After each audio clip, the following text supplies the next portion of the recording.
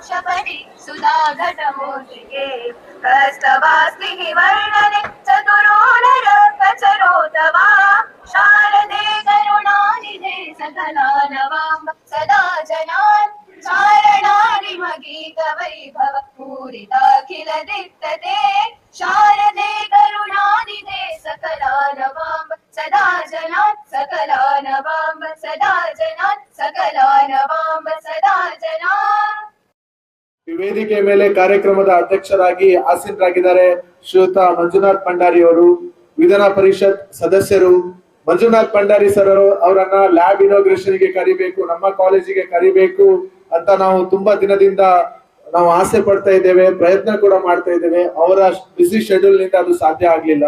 ಒಂದು ಅವರು ವಿಧಾನ ಪರಿಷತ್ನ ಸದಸ್ಯರು ನಮ್ಮನ್ನೆಲ್ಲ ರೆಪ್ರೆಸೆಂಟ್ ಮಾಡ್ತಾರೆ ಅನ್ನೋ ಕಾರಣಕ್ಕೆ ಅವ್ರು ನಮ್ಮ ಕಾಲೇಜಿಗೆ ಬರ್ಬೇಕು ಅನ್ನೋದು ನಮ್ಮ ಆಸೆ. ಆದ್ರೆ ಅದ್ರ ಜೊತೆಗೆ ಅವರೊಂದು ದೊಡ್ಡ ಎಜುಕೇಶನ್ ಇನ್ಸ್ಟಿಟ್ಯೂಷನ್ ಅನ್ನ ಮುನ್ನಡೆಸಿ ಅದೆಷ್ಟೋ ಜನ ವಿದ್ಯಾರ್ಥಿಗಳ ಬಾಳಿಗೆ ಬೆಳಕಾದವರು.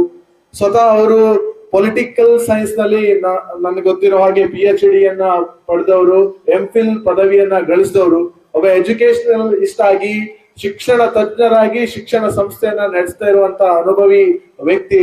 ಅವರ ವ್ಯಕ್ತಿತ್ವವೇ ನಮ್ಮಂತ ನಿಮ್ಮಂತ ವಿದ್ಯಾರ್ಥಿಗಳಿಗೆ ಯುವಕರಿಗೆ ಒಂದು ಮಾರ್ಗದರ್ಶನ ಮತ್ತೆ ಒಂದು ಪ್ರೇರಣೆ ಶಕ್ತಿಯ ಮೇಲೆ ಉಪಸ್ಥಿತರಿದ್ದಾರೆ. ನಮ್ಮವರೇ, ನಮ್ಮ ಸಂಸ್ಥೆಯ ಹಿತೈಷಿ, ನಮ್ಮ ಊರಿನವರೇ ಆದ ಕಾನ್ಮಕ್ಕಿ ಹೆಗ್ಡೆ ಸರ್ ಅವರನ್ನು ಕೂಡ ಈ ಕಾರ್ಯಕ್ರಮಕ್ಕೆ ಪ್ರೀತಿಪೂರ್ವಕವಾಗಿ ಸ್ವಾಗತವನ್ನ ಬಯಸ್ತಾ ಇದ್ದೇನೆ. ಅದೇ ರೀತಿ ವೇದಿಕೆ ಮೇಲೆ ಆಸೀನರಾಗಿದ್ದಾರೆ ನಮ್ಮ ಶರತ್ ಶೆಟ್ಟಿ ಅವರು. ಇವರು ಕೂಡ ನಮ್ಮವರೇ. ಇವತ್ತು ನಮ್ಮ ಸಂಸ್ಥೆಗೆ ಆಗಮಿಸಿರುವುದು ನಮ್ಗೆಲ್ಲರಿಗೂ ಸಂತೋಷ. ಗ್ಯಾರಂಟಿ ಅನುಷ್ಠಾನ ಸಮಿತಿ ಅವರನ್ನು ಕೂಡ ಈ ಒಂದು ಕಾರ್ಯಕ್ರಮಕ್ಕೆ ಪ್ರೀತಿಪೂರ್ವಕವಾಗಿ ಸ್ವಾಗತವನ್ನ ಬಯಸ್ತಾ ಇದ್ದೇನೆ. ಅದೇ ರೀತಿಯಲ್ಲಿ ವೇದಿಕೆ ಮೇಲೆ ಆಸೀನರಾಗಿದ್ದಾರೆ ನಮ್ಮ ಸಂಸ್ಥೆಯ ಹಿತೈಷಿ, ನಮ್ಮ ಊರಿನ ಗಣ್ಯರು, ಹಾಗೆ PW ಕಾರ್ಯಕ್ರಮಕ್ಕೆ ಪ್ರೀತಿಪೂರ್ವಕವಾಗಿ ಸ್ವಾಗತವನ್ನು ಬಯಸ್ತಾ ಇದ್ದೇನೆ.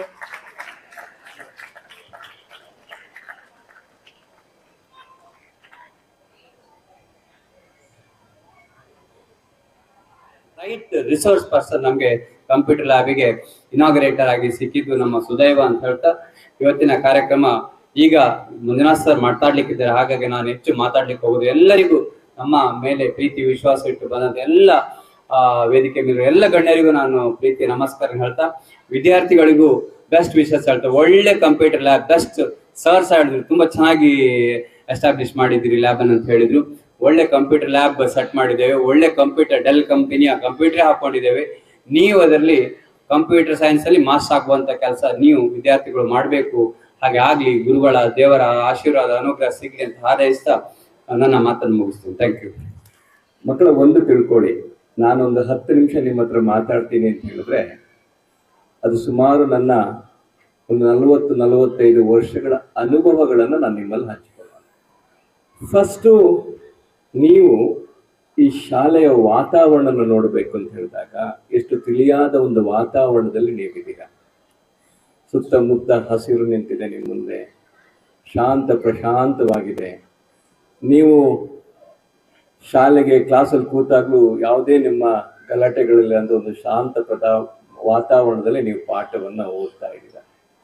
ಇಂಥ ಒಂದು ವಾತಾವರಣದ ಒಂದು ಶಾಲೆಯ ಕಟ್ಟಡವನ್ನು ಕಟ್ಟಿ, ಬಹುಶಃ ಒಂದು ಮಾತಲ್ಲಿ ಹೇಳೋದಾದ್ರೆ ಒಂದು ಕುಗ್ರಾಮದಲ್ಲಿ ಒಂದು ಒಳ್ಳೆಯ OSS ಅಲ್ಲಿ ನೀರು ಸಿಕ್ಕಾಗೆ, ಯಾರು ಹೇಳ್ತಾರಲ್ಲ ಮರುಭೂಮಿಯಲ್ಲಿ ನೀರು ಸಿಕ್ಕಾಗೆ OSS ಇರುತ್ತೋ, ಅದೇ ಬಹುಶಃ ಒಂದು ಈ ಕುಗ್ರಾಮದಂತ ಒಂದು ಜಾಗದಲ್ಲಿ ನಿಮ್ಮ ಹೆಸರಿಗೆ ತಕ್ಕಾಗೆ ಸುಜ್ಞಾನ ಅಂತ ಹೇಳಿದ್ರೆ ಸರಿಯಾದ ಜ್ಞಾನವನ್ನ ಕೊಡುವಂತ ಒಂದು ಜಾಗ ಅಂತ ಹೇಳಿ ಅಂತ ಜಾಗವನ್ನ ಮಾಡಿದಂತಹ ಈ ಆಡಳಿತ ಮಂಡಳಿಯ ಎಲ್ಲ ಅದರ ಯಾರೆಲ್ಲ ಅದಕ್ಕೆ ನಿರ್ದೇಶಕರಿದ್ದಾರೆ, ಅದಕ್ಕೆಲ್ಲ ಸದಸ್ಯರಿದ್ದಾರೆ, ಅವರೆಲ್ಲರಿಗೂ ನಾನು ಪ್ರಪ್ರಥಮವಾಗಿ ಅಭಿನಂದನೆಗಳನ್ನು ನಾನು ಸಲ್ಲಿಸಲಿಕ್ಕೆ ಬಯಸ್ತೇನೆ. ಎಷ್ಟು ಜನ ನಿಮಗೆ ಡಾಕ್ಟರ್ ಆಗ್ಬೇಕು ಅಂತ ಬಂದಿದ್ದೀರಾ ಇಲ್ಲಿ? ಅಷ್ಟೇ ಜನನಾ? ಎಷ್ಟು ಜನ ಇಂಜಿನಿಯರ್ ಆಗ್ಬೇಕು ಅಂತ ಬಂದಿದ್ದೀರಾ? ಇನ್ನು ಕೈ ಎತ್ತದೇ ಇರೋರು ಏನಾಗ್ಬೇಕು ಅಂತಿದ್ದೀರಾ? ಹಾಗಾದ್ರೆ ನಾನು ಯಾಕೆ ಈ ಪ್ರಶ್ನೆಗಳನ್ನ ಕೇಳ್ತಾ ಇದ್ದೀನಿ ಅಂತ ಹೇಳಿದ್ರೆ, ನಿಮಗೆ ನೀವು ಏನ್ ಆಗಬೇಕು ಅನ್ನೋದೊಂದು ಗುರಿ ಇರಬೇಕು ಮಕ್ಕಳ. ನಿಮಗೆ ಗುರಿ ಇಲ್ಲದೆ ಇದ್ರೆ ನೀವು ಏನನ್ನು ತಲುಪಲಿಕ್ಕೆ ಸಾಧ್ಯ ಹೇಳಿ? ನೀವು ಆಗ್ತಿರೋ ಬಿಡ್ತಿರೋ ಎರಡನೇ ಪ್ರಶ್ನೆ. ಆದ್ರೆ ನಾನು ಆಗಬೇಕು ಅನ್ನೋ ಒಂದು ಗುರಿ ಇರಬೇಕು ನಿಮಗೆ. ನೀವು ಆ ಎಲ್ಲಿ ತನಕ ಆ ಗುರಿನ ನೀವು ಸ್ಪಷ್ಟತೆನ ನೀವು ತಗೊಳ್ಳೋದಿಲ್ವೋ ಅಲ್ಲಿ ತನಕ ನೀವು ಅದನ್ನ ತಲುಪಲಿಕ್ಕೂ ಅಷ್ಟೇ ನಿಮಗೆ ಕಷ್ಟ ಆಗಿರುತ್ತೆ. ಆದ್ರಿಂದ ಇವತ್ತು ನೀವು ಕುತ್ಕೊಂಡು ಯೋಚನೆ ಮಾಡಿ, ನಾನು ಏನಾಗಬೇಕು ನನ್ನ ಜೀವನದಲ್ಲಿ ಅಂತ ಹೇಳ್ಬೇಕು. ಇದು ನಿಮ್ಮ ಗುರಿ ಆಗಿರ್ಬೇಕು. ಬಹುಶಃ ನಾನು ನಮ್ಮ ಪ್ರಿನ್ಸಿಪಾಲ್ನ ಕೇಳಿದ್ರೆ ಅಥವಾ ನಿಮ್ಮ ಉಪಾಧ್ಯಾಯರನ್ನ ಕೇಳಿದಾಗ ಅವ್ರ ಗುರಿ ಏನಾಗ್ಬೇಕು ಅಂತ ಹೇಳಿದ್ರೆ ಅವ್ರು ಏನ್ ಹೇಳ್ತಾರೆ ಅಂತ ಹೇಳಿದ್ರೆ, ಸರ್ ಅವ್ರು ನಮ್ಮ ಶಾಲೆಯ ಒಳ್ಳೆಯ ಮಕ್ಕಳಾಗ್ಬೇಕು ಅಂತ ಹೇಳ್ತಾರೆ ಹೊರತು ಅವರು ಡಾಕ್ಟರ್ ಇಂಜಿನಿಯರ್ ಆಗ್ಬೇಕು ಅಂತ ಹೇಳೋಕ್ಕಿಂತ ಮುಂಚೆ ನಮ್ಗೆ ಸರ್ ನಮ್ಮ ಶಾಲೆಯಲ್ಲಿ ಒಳ್ಳೆಯ ವಿದ್ಯಾರ್ಥಿಗಳಾಗ್ಬೇಕು ಅಂತ ಹೇಳ್ತಾರೆ. ನಿಮ್ಮ ತಂದೆ ತಾಯಿಗಳನ್ನ ಕೇಳಿದಾಗ ಅವ್ರು ಹೇಳ್ಬೋದು ನನ್ನ ಮಗಳು ಡಾಕ್ಟರ್ ಆಗ್ಬೇಕು, ಇಂಜಿನಿಯರ್ ಆಗ್ಬೇಕು. ಅವರ ನಿಜವಾಗಿ ಅಂತರಾಳದಲ್ಲಿ ಏನಿರುತ್ತೆ ಅಂತ ಹೇಳಿದ್ರೆ, ನನ್ನ ಮಗಳು ಅಥವಾ ಮಗ ಉತ್ತಮ ನನ್ನ ಮಕ್ಕಳಾಗ್ಬೇಕು, ಅವರು ನನ್ನ ಮಾನ ಮರ್ಯಾದೆಯನ್ನ ಈ ಸಮಾಜದಲ್ಲಿ ಕಾಪಾಡ್ಕೊಂಡಿರ್ಬೇಕು, ನನ್ಗೆ ಉತ್ತಮ ಮಕ್ಕಳಾಗ್ಬೇಕು ಅಂತ ಹೇಳಿ ಅವ್ರಿಗೊಂದು ಆಸೆ ಇರುತ್ತೆ.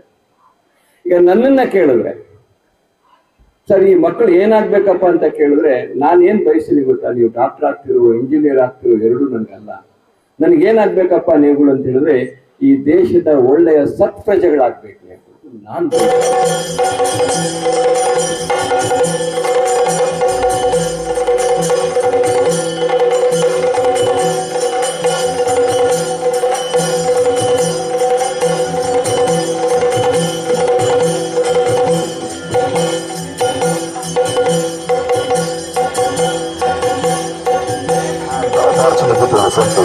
Thank you, sir. Thank you very much.